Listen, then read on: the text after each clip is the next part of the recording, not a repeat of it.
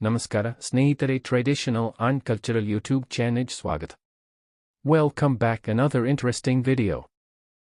ಹಳೆಯ ದೀಪದ ಮಾಹಿತಿ ಕನ್ನಡದಲ್ಲಿ. ಇಂಧನ ಕೆರೋಸಿನ್ ಎಣ್ಣೆ.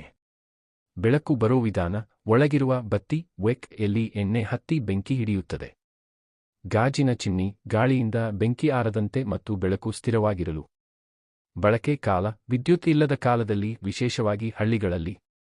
ಸ್ಥಳಗಳು: ಮನೆ, ಹೊಲ, ಹಸುಮನೆ, ಪ್ರಯಾಣ ಸಮಯ. ವಿಶೇಷತೆ: ಗಾಳಿ ಇದ್ದರೂ ಆರದು. ಕಡಿಮೆ ಖರ್ಚು. ಸುಲಭವಾಗಿ ಸರಿಪಡಿಸಬಹುದು. ಸಾಂಸ್ಕೃತಿಕ ಮಹತ್ವ: ಹಳೆಯ ದೀಪ ಬೆಳಕು ಜ್ಞಾನ ಎಂಬ ಸಂಕೇತ. ಹಬ್ಬಗಳು, ಪೂಜೆ, ಹಳೆಯ ಮನೆಗಳಲ್ಲಿ ಮಹತ್ವದ ಸ್ಥಾನ. ಇಂದಿಗೂ ಡಿಕೋರ್, ಆಂಟಿಕ್ ವಸ್ತು ಆಗಿ ಬಳಸುತ್ತಾರೆ. ಇಂದಿನ ಕಾಲದಲ್ಲಿ ವಿದ್ಯುತ್ ಬಂದರೂ ಹಳ್ಳಿ ಪ್ರದೇಶಗಳಲ್ಲಿ ಲೈಟ್ ಕಟ್ ಆದಾಗ ಶೋಭೆಗೆ ಡೆಕೋರೇಷನ್ ಇನ್ನೂ ಬಳಸಲಾಗುತ್ತದೆ. ಪರಿಚಯ: ಹಳೆಯ ಕಾಲದಲ್ಲಿ ವಿದ್ಯುತ್ ಇಲ್ಲದ ಸಮಯದಲ್ಲಿ ಮನುಷ್ಯನ ಜೀವನಕ್ಕೆ ಬೆಳಕು ನೀಡಿದ ಪ್ರಮುಖ ಸಾಧನವೇ ಕೆರೋಸಿನ್ ದೀಪ. ಇಂದಿನ ಲೈಟ್ ಬಲ್ಬ್, ಟ್ಯೂಬ್ ಲೈಟ್ಗಳಿಗೆ ಮುಂಚೆ ಈ ದೀಪವೇ ರಾತ್ರಿ ಜೀವನದ ಆಧಾರವಾಗಿತ್ತು. ಅತ್ಯಂತ ಸುಂದರವಾದ ದೀಪ. ಇದರಿಂದ ನಮ್ಮ ಅಜ್ಜಿ ತಾತನ ಕಾಲದಲ್ಲಿ ಬಹುತೇಕವಾಗಿ ಉಪಯೋಗಿಸುತ್ತಿದ್ದರು. ಆದರೆ ಇವಾಗಿನ ಕಾಲದಲ್ಲಿ ಯಾರೂ ಬಳಸುತ್ತಿಲ್ಲ, ಇದರ ಬಳಕೆ ಕಡಿಮೆಯಾಗಿದೆ. ದೀಪದ ಇತಿಹಾಸ: ಸುಮಾರು 200 ವರ್ಷಗಳ ಹಿಂದೆ ಈ ದೀಪದ ಬಳಕೆ ಪ್ರಾರಂಭವಾಯಿತು. ಭಾರತದಲ್ಲಿ, ವಿಶೇಷವಾಗಿ ಬ್ರಿಟಿಷ್ ಕಾಲದಲ್ಲಿ ವ್ಯಾಪಕವಾಗಿ ಬಳಕೆಯಲ್ಲಿತ್ತು. ಹಳ್ಳಿ, ಪಟ್ಟಣ, ಅರಣ್ಯ ಪ್ರದೇಶ ಎಲ್ಲೆಡೆ ಸಾಮಾನ್ಯವಾಗಿತ್ತು. ವಿದ್ಯುತ್ ಬಂದ ನಂತರ ನಿಧಾನವಾಗಿ ಇದರ ಬಳಕೆ ಕಡಿಮೆಯಾಯಿತು. ದೀಪದ ಭಾಗಗಳು: ಈ ದೀಪದಲ್ಲಿ ಮುಖ್ಯವಾಗಿ ಈ ಭಾಗಗಳಿವೆ. 1. ಎಣ್ಣೆ ಹಾಕುವ ಪಾತ್ರೆ ಕೆಳಭಾಗ. 2. ಬತ್ತಿ ವೆಕ್ ಎಣ್ಣೆಯನ್ನು ಹೀರಿಕೊಂಡು ಬೆಂಕಿ ಹಿಡಿಯುತ್ತದೆ. 3. ಬತ್ತಿ ಏರಿಸುವ ಚಕ್ರ ಬೆಳಕು ಕಡಿಮೆ ಹೆಚ್ಚು ಮಾಡಲು. 4. ಗಾಜಿನ ಚಿಮ್ನಿ ಗಾಳಿಯಿಂದ ಬೆಂಕಿ ಆರದಂತೆ. 5. ಲೋಹದ ಹೊದಿಕೆ ದೀಪವನ್ನು ರಕ್ಷಿಸಲು. 6. ಹಿಡಿಯುವ ಹಿಡಿ ಹ್ಯಾಂಡಲ್ ಎತ್ತಿ ಕೊಂಡೊಯ್ಯಲು. ಕೆಲಸ ಮಾಡುವ ವಿಧಾನ: ಕೆರೋಸಿನ್ ಎಣ್ಣೆಯನ್ನು ಪಾತ್ರೆಯಲ್ಲಿ ಹಾಕುತ್ತಾರೆ. ಬತ್ತಿ ಎಣ್ಣೆಯನ್ನು ಹೀರಿಕೊಳ್ಳುತ್ತದೆ. ಬತ್ತಿಗೆ ಬೆಂಕಿ ಹಚ್ಚಿದಾಗ ಬೆಳಕು ಬರುತ್ತದೆ. ಗಾಜಿನ ಚಿಮ್ನಿ ಗಾಳಿಯ ಒತ್ತಡವನ್ನು ನಿಯಂತ್ರಿಸುತ್ತದೆ.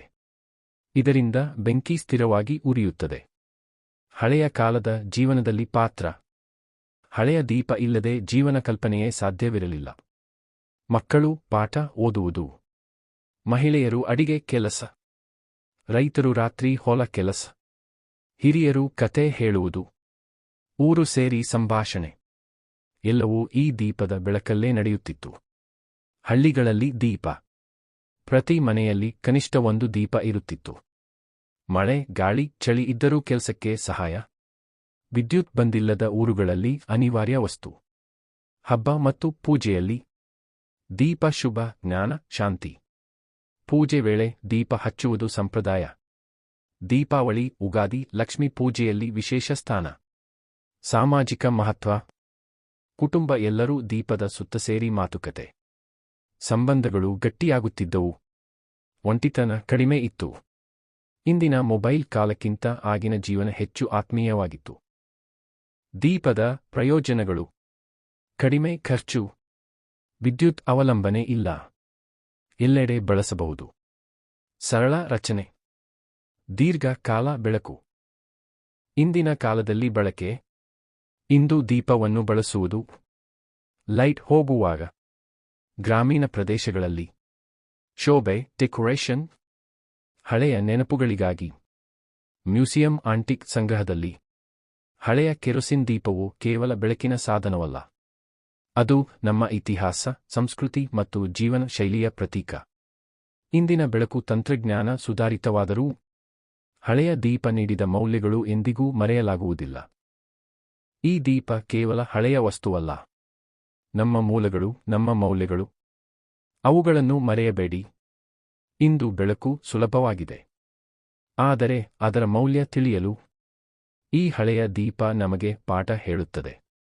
ಅಂಧಕಾರ ದೊಡ್ಡದಾಗಿರಬಹುದು, ಆದರೆ ಒಂದು ಚಿಕ್ಕ ಬೆಳಕು ಸಾಕು.